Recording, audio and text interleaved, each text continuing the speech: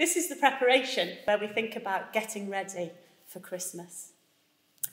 And I wonder, what are the things that you do at home to get ready for Christmas? We're going to pause the video and I want you to just take a few minutes to talk to the person next to them and tell them one thing that you do at home to get ready for Christmas. And then hear from them the one thing that they do to get ready for Christmas.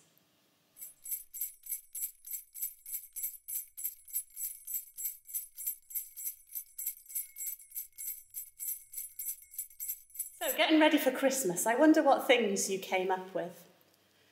Perhaps you thought about going to the shops and buying some really yummy food. Or maybe you thought about wrapping up a gift, something you've bought or made for someone else, and wrapping it up and tying it with ribbons, ready to give them at Christmas. Or perhaps you thought about decorating your home and your garden with trees and lights and sparkly things and twinkly things. Have you ever noticed how when you shine a light on something, it shows you the things that need to be cleaned up? This happens to me every winter.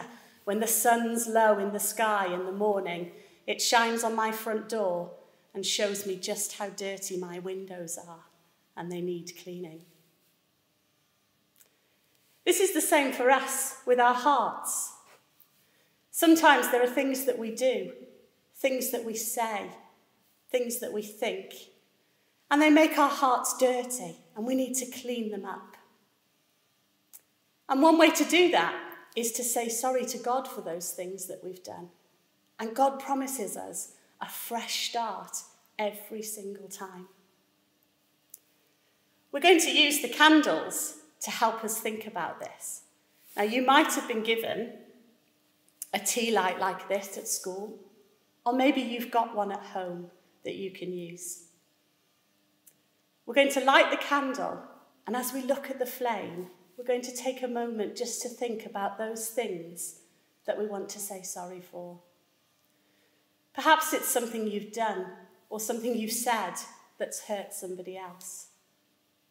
Perhaps it's a thought about somebody else that really we wish we hadn't had. Or perhaps it's something you didn't do when you knew you could have done something good and instead we chose not to do it.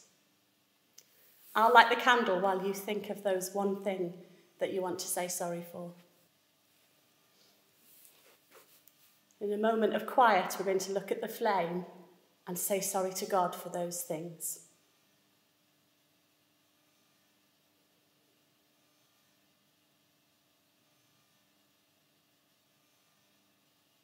And then we'll blow out the flame, remembering that God promises us that fresh start. And our hearts will be ready for Christmas.